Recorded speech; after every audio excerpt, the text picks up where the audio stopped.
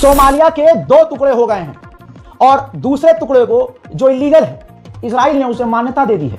आप सभी को मालूम है पूरी दुनिया में अमेरिका और इजराइल फसाद डलवाते हैं। हजरात, अगर इस मामले में कोई भी हिंदू मुसलमानों की नफरत में इजराइल के साथ खड़ा होता है तो याद रखिएगा वो देश का गद्दार है। कैसे भाई, सोमालिया पूरा सोमालिया लैंड और सोमालिया एक ही है, लेकिन सोमालिया लैंड वालों ने ऐलान कर दिया कि भाई हमें तो अलग चाहिए देश। 2 टुकड़े अंदर ही अंदर हो गए, लेकिन पूरी दुनिया सोमालिया लैंड को सोमालिया का मान रही थी क्योंकि यही सच है। सोमालिया के लोगों ने कहा कि नहीं, जो विरोधी थे। अब उन्होंने इजराइल से बातचीत करना शुरू की, मौके का फायदा उठाया। पूरी दुनिया का पहला देश बन गया कि सोमालिया लैंड जो सोमालिया का है उसको अलग देश होने की मान्यता इजराइल ने दी। देखिए, नेतन्याहू ने साइन कर दिए और नेतन्याहू को क्या फायदा? नेतन्याहू ने कहा कि सोमालिया लैंड जो है वो अलग है और सोमालिया लैंड इस डील के बाद इजराइल के साथ अब्राहम अकॉर्ड में आएगा। एक अरब इस्लामिक कंट्री है सोमालिया। सोचिए, एक देश के टुकड़े कितनी आसानी से इजराइल ने किए और उसकी मान्यता भी उसने दे दी। अब ये फसाद की जड़ है। सारी दुनिया जहां कह रही थी ये गलत है। अब जो हिंदू समाज है वो मुसलमानों के नफरत में इतना पागल है, आप तो हिंदुस्तान में देख ही रहे हैं। अब मान लीजिए अगर वो हिंदू कह रहे हैं कि भाई ये काम सही किया इजराइल ने, तो इसका मतलब कल को पंजाब के लोग खड़े होंगे, कहेंगे भाई पंजाब अलग करो इंडिया से, यह हमारा खालिस्तान है। तो इसका मतलब उस मानसिकता के हिसाब से भारत का एक बड़ा समाज पंजाब को अलग देश मान लेगा? नहीं मानेगा ना। लेकिन यहां मुसलमानों से नफरत है, इसलिए इजराइल के साथ एक बड़ा समाज भारत का खड़ा रहेगा। कड़वा सच है दोस्तों, ऐसे भिगा के मारूंगा। आजाद, आपकी स्क्रीन पर ये देखिए, ये पूरा सोमालिया है, लेकिन जो थोड़ा मैंने डार्क करके दिखाया है वो सोमालिया लैंड है। ठीक, अब आप देखिए दोनों एक ही हैं, लेकिन पूरी दुनिया में सबसे पहले मान्यता देने वाला इजराइल हो गया है इसे, ताकि एक और देश हमारे साथ अब्राहम अकॉर्ड में आ जाए और हमारे लिए फायदेमंद हो। उसकी जमीन का हम इस्तेमाल करें, वहां डिफेंस सिस्टम तैनात करें, उसके साथ डील करें। सोमालिया लैंड नया देश बना है तो वहां पर पूरा कंट्रोल हासिल करना इजराइल के लिए मुश्किल नहीं होगा। सीरिया के अंदर कई इलाकों पर इजराइल कब्जा कर चुका है और सीरिया के अंदर स्वायदा का जो इलाका है उसका भी हाल यही है। वहां के द्रूज कम्युनिटी कह रही है कि सीरिया पे कब्जा कर लो, नहीं कर सकते भाई कब्जा, इजराइल से कह रहे हैं, तो आप स्वायदा के इलाके को इजराइल में जोड़ लो। और पूरी दुनिया में इजराइल यही काम कर रहा है। अब इसके बाद सोए हुए अरब ने इजराइल की निंदा की है कि आपने सोमालिया लैंड को जो अलग मान्यता देश की दी है ये सरासर गलत है। लेकिन अरब की निंदा से आज तक क्या ही फर्क पड़ा है? उधर जो आप लोगों को गलतफहमी है कि गजा में सब कुछ सही है, तस्वीर में आपको दिखा रहा हूं, रात के अंधेरे में भी इजराइल गाजा के अंदर जो बिल्डिंग्स हैं, मकान हैं, उनको बम लगाकर उड़ा रहा है, क्योंकि अरब देश पूरी तरह से इन मामलों पर खामोश हो चुके हैं। वहीं इजराइल ने जबलिया रेफ्यूजी कैंप तक को तबाह कर दिया है। एक छोटा सा मंजर ये देखिए, जबलिया रेफ्यूजी कैंप है, अब वहां सिर्फ राख है और चारों तरफ इजराइल की फौज तैनात है। वहां कोई भी बिल्डिंग सही सलामत नहीं दिख रही है, सारे टेंट जल चुके हैं, ऊपर से बाढ़ और बारिश ने तबाही मचाई हुई है। 2 दिन पहले का एक मामला बता दूं आपको और आपको भी याद आ जाएगा। इजराइल के डिफेंस मिनिस्टर ने कहा था हम गजा से कभी नहीं निकलेंगे, जिन गाजा के इलाके में हम तैनात हैं अब हम वहां रहेंगे हमेशा। अब इस पर कोई और तो नहीं, अमेरिका भड़क गया था और यूरोप के कई देश भड़के थे। ठीक, और अमेरिका की डोनाल्ड ट्रंप की गवर्नमेंट ने खुद कहा था ये भड़काऊ है, इससे चीजें खराब होंगी, ऐसा ना कहें। सेम डे इजराइल के डिफेंस मिनिस्टर ने प्रेशर में आकर अपना बयान वापस ले लिया और कहा नहीं, हम वहां से निकल जाएंगे, हम डील करना चाहते हैं। 2-3 दिन गुजरे, नेतन्याहू ने पता नहीं कौन सा डंडा किया ट्रंप में, और ट्रंप की सरकार की कौन सी सीढ़ी की धमकी दी, कौन से वीडियो की धमकी दी नहीं पता, लेकिन आज फिर से इजराइल के डिफेंस मिनिस्टर अपने बयान पर वापस आ गया और उसने कहा कि हम गाजा में जिन जिन जगहों पर हैं वहां से कभी पीछे नहीं हटेंगे और हम गजा पर कब्जा करेंगे। जी हां, जर्मनी पूरी तरह से इजराइल के साथ खड़ा हुआ है, एक जालिम के साथ खड़ा हुआ है। आपके दिमाग की नसें घूम जाएंगी, दिमाग चकरा जाएगा। जर्मनी की पत्रकार जो मैदान में आ गई हैं, ओपन आ गई हैं सामने, उन्होंने बताया है कि मैं फ्लोटिला के काफिले में सवार थी। जर्मनी की महिला, जर्मनी की नागरिक है, पत्रकार है। उन्होंने बताया कि फ्लोटिला को जब इजराइल ने कैदी बनाया तो इजराइल के फौज मुझे जेल में ले गई और जेल के अंदर मेरे साथ किया। और तो और उन्होंने बताया, जब इतनी बड़ी बात बोल दी तो सोचिए, इजराइल ये जर्मन की लड़कियों के साथ ये कर चुका है तो फिलिस्तीनी लड़कियों को क्या ही छोड़ता होगा वो जेल के अंदर। देखिए, जर्मनी की महिला खुलकर सामने आ गई है, लेकिन यूट्यूब की पॉलिसी, हमारे देश का कानून, इन सबको नजर में रखते हुए उस महिला का बयान तो दिखा रहा हूं, लेकिन चेहरे को माजरत के साथ ब्लर करना जरूरी समझ रहा हूं। I was part of the Freedom Flotilla as a journalist.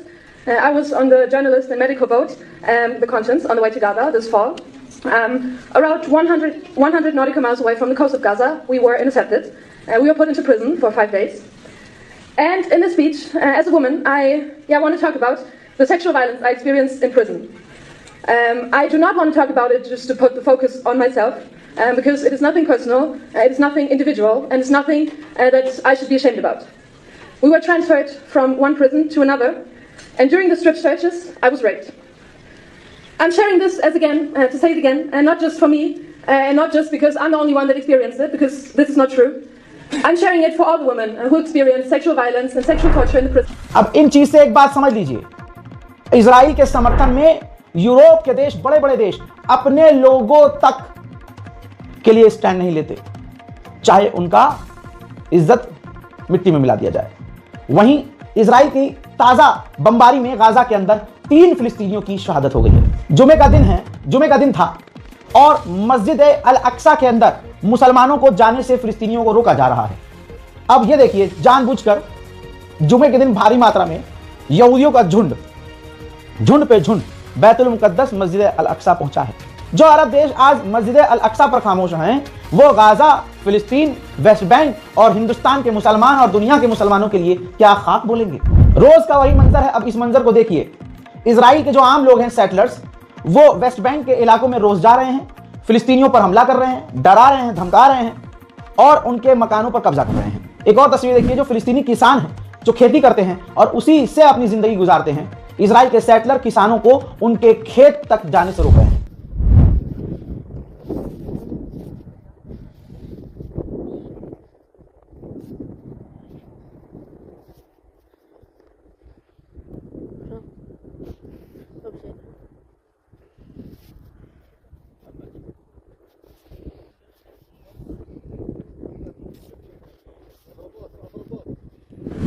अब जब ये तमाम प्रोसेस होता है तो फिलिस्तीनी परेशान होते हैं और इनको फिर इजराइल की फौज और इजराइल के लोग मिलकर उनके घरों से भगाते हैं। उसके बाद अगला स्टेप ये होता है, बिल्डोजर से उनके मकानों को तोड़ दिया जाता है और फिर वहां इजराइलियों के लिए अपार्टमेंट बनाए जाते हैं। ये जो अगली तस्वीर दिखा रहा हूं, ये देखिए, इस तरह से ये भी कब्जा का एक स्टेप है।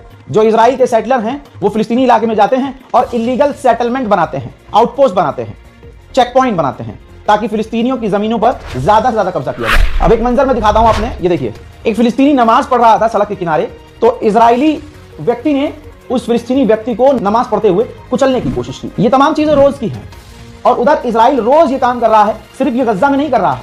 अब लेबनान का देख लीजिए, लेबनान पर इजराइल ने फिर हमले किए, वो रोज कर रहा है और मैं रोज बता रहा हूं, रोज दिखा रहा हूं। लेबनान के लिए भी आप ये तवज्जो दें कि कोई अरब बोलने को तैयार नहीं है, जबकि लेबनान एक अरब कंट्री है। लेबनान के ऊपर इजराइल के फिर से खतरनाक हमले, तस्वीरें आपके सामने।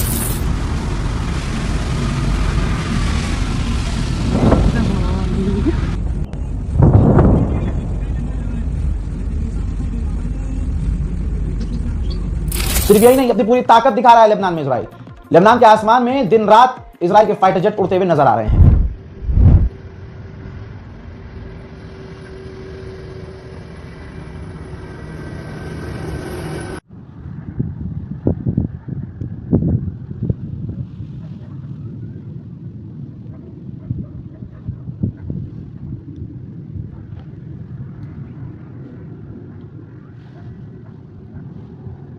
ऐसे ही इराक पर प्रेशर बना रखा है कि भाई ईरान के लड़ाकों को पीछे करो। इराक ने कह दिया ठीक है जी, इराक ने सख्त जबान इस्तेमाल की ईरान के खिलाफ। फिर इराक में अमेरिका ने कहा कि हम अपनी फौज बढ़ाएंगे, इराक ने कहा ठीक है जी, हम कुछ नहीं कह रहे। फिर अमेरिका ने इराक से कहा कि जो इजराइल के लिए खतरे वाले ग्रुप हैं उनको अपने यहां से खत्म करो, इराक ने कहा ठीक है कर देंगे। लेकिन इन तमाम चीजों के बाद प्रेशर यह भी था कि इराक इजराइल से नॉर्मलाइजेशन कर ले। अल्हम्दुलिल्लाह वहां के प्रधानमंत्री के सीने में अल्लाह ने इतनी मजबूती दी कि गैरतमंदी उसने दिखाई और उसने साफ, यानी इराक के प्रधानमंत्री ने इजराइल से नॉर्मलाइजेशन करने के लिए साफ इनकार कर दिया। उधर इजराइल के अंदर जो चीज चल रही है वो छुपाने की कोशिश भी की जाती है। जैसे इजराइल के एक और फौजी ने अपने आप को खत्म कर दिया है। जी हां, इजराइल की ज्यादातर फौज ट्रॉमेटाइज है।